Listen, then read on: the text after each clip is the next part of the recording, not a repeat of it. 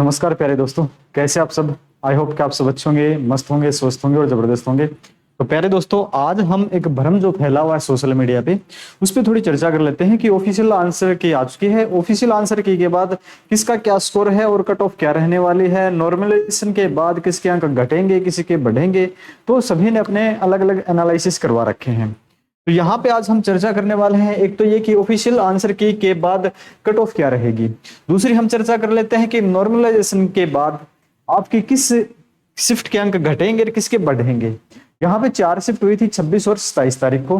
तो बताया जा रहा है कि 26 की जो मॉर्निंग शिफ्ट थी वो थोड़ी सी हार्ड थी और 27 की शाम की हार्ड थी, 26 की इवनिंग और 27 की मॉर्निंग आसान थी। ऐसा ही कुछ था जी।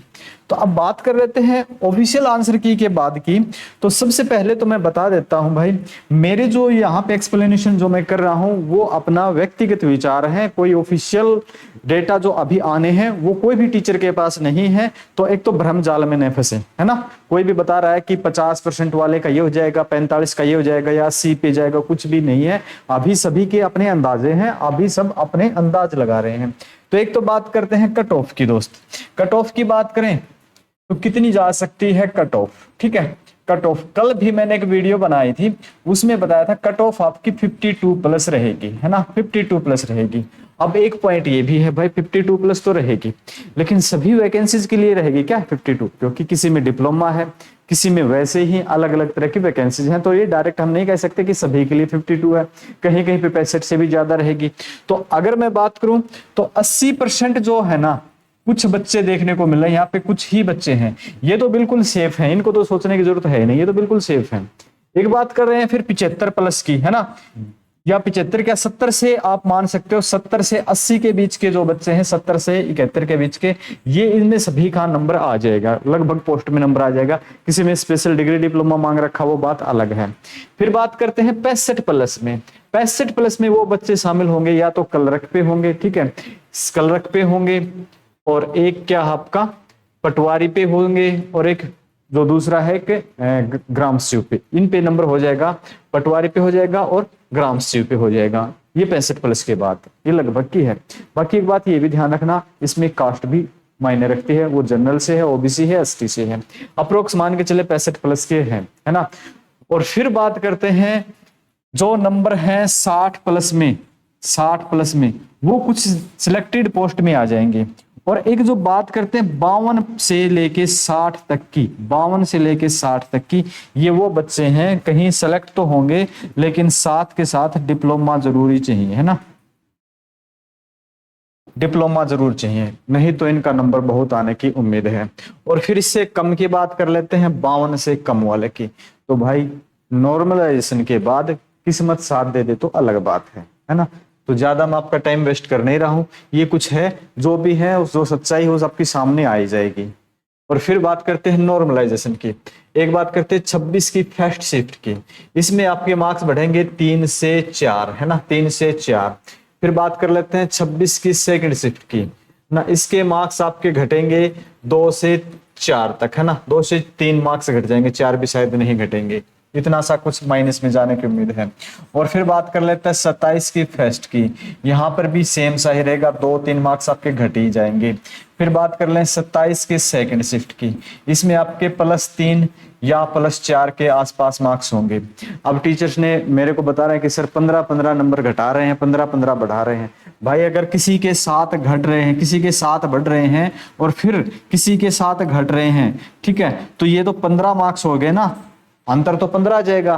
कितना जाएगा अंतर? 15 आ जाएगा। और 15 नंबर का अंतर थोड़ा नहीं होता है, ये सिर्फ थोड़ी हार्ड थी, मान लेते हैं इसके 3 बढ़ गए, इसके 2 घट गए, 5 पे तो यही हो गए, बस इतना सा अंतर है। और कितना अंतर है भाई, 15-15 नंबर थोड़ी होंगे, तो इतना सा कुछ रहने वाला है।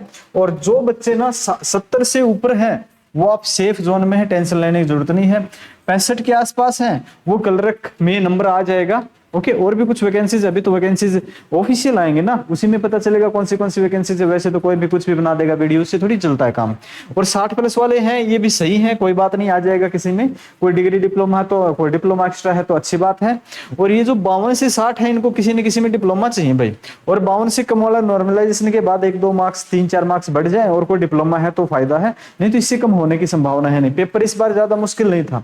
एक तो रीजन ये था कि पिछली बार जो एग्जाम हुआ था वो फर्स्ट टाइम हुआ था, ज्यादातर बच्चों को पता नहीं था कि कितने % बुलाए जाएंगे, कितने गुना बुलाए जाएंगे, तो वो तो आपके 38 पे 45 पे 50 पे भी थे। इस बार सभी लगे हुए थे, तो इस बार जो कट ऑफ है वो हाई जाएगी। 10 गुना से कोई ज्यादा फर्क पड़ेगा, लेकिन इतना भी नहीं पड़ेगा कि भाई वो 45 पे ही आ जाएगी, इतना भी नहीं पड़ेगा, क्योंकि इतने बच्चे भी तो ज्यादा इस बार प्रिपेयर थे ना, पिछली बार तो प्रिपेयर भी नहीं थे।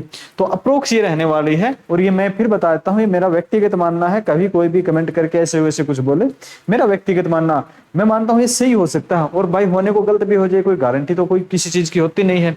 और बाकी जो भी होगा वो ऑफिशियल लेटर, यानी कि ऑफिशियल जो रिजल्ट आएगा और ऑफिशियल नॉर्मलाइजेशन हो जाएगा, उसके बाद ही आपको पता चलेगा।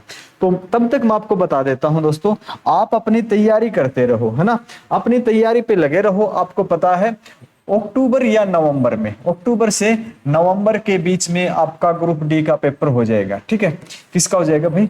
ग्रुप डी का पेपर हो जाएगा। ग्रुप डी का पेपर है ये आपका, ग्रुप डी। तो अगर फॉर्म की बात करें, इसके फॉर्म कब आएंगे, तो फॉर्म मैं बता देता हूं भाई, इसके 20 अगस्त के आसपास आ जाएंगे, 20 अगस्त के आसपास, अगस्त से सितंबर के कुछ टाइम तक, है ना, ये रहेंगे आपके। और एग्जाम की बात करते हैं तो इसका एग्जाम दोस्तों वो आपका होने वाला है, एग्जाम हो जाएगा आपका मेरे हिसाब से नवंबर के आसपास इसका एग्जाम हो जाएगा। ज्वाइनिंग की बात करें तो आप कब तक इसका रिजल्ट आ जाएगा, उससे पहले तो उसके बाद तो रिजल्ट आएगा। रिजल्ट की बात करते हैं तो रिजल्ट इसका अप्रोक्स दिसंबर या जनवरी के आसपास रहेगा, दिसंबर के आसपास आ जाएगा, है ना। तो सर ज्वाइनिंग भी करवा ही दो, है ना, करवा दे ज्वाइनिंग। तो चलो जी ज्वाइनिंग भी हम करवा देते हैं। ये ज्वाइनिंग आपकी मार्च या अप्रैल में हो जाएगी, क्योंकि इसमें दूसरा पेपर है नहीं, इतनी सी है कुछ। इस दौरान एक बात ध्यान और रखना है, इसके बाद आपका ये भी रहेगा, एक हरियाणा पुलिस भी है ना, हरियाणा पुलिस भी है। हरियाणा पुलिस का नोटिस भी आएगा। ये मत सोचना कि भाई 2-2 नहीं कंडक्ट करवा पाएंगे, भाई कुछ भी करवा सकते हैं, सरकार मजबूत है, करवा सकती है, भ्रम में ना रहे। अब भी भ्रम में थे कि फॉर्म अप्लाई करवा लिए, 2029 में पेपर होगा। 40 दिन 50 दिन लगे सारे, मेरे हिसाब से जून में लगे थे और अगस्त जुलाई के लास्ट तक पूरा पेपर करवा लिया, है ना, 2 महीने मैक्सिमम मान के चलो।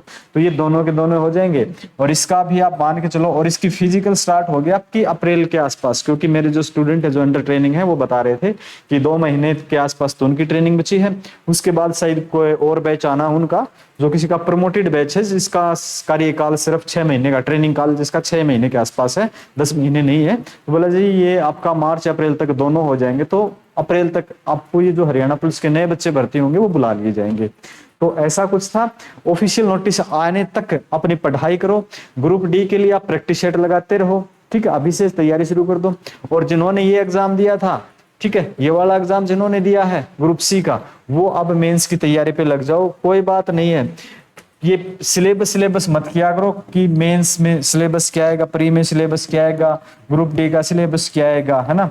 ये सिलेबस इसमें सी वाले मेंस की तैयारी पे लग जाओ। और मैं थोड़ी सी आपको बताना भी चाहूँ कि सिलेबस की बात कई बार आप कर लेते हो, सिलेबस क्या आएगा, है ना। तो सिलेबस क्या आएगा, कोई भी एग्जाम हो, हरियाणा का एग्जाम दे रहे हो ना, तो एक तो आती है आपकी हरियाणा जीके, हरियाणा जीके, ये आपकी 25 नंबर के आसपास आती है, किसी भी एग्जाम में बैठ जाओ।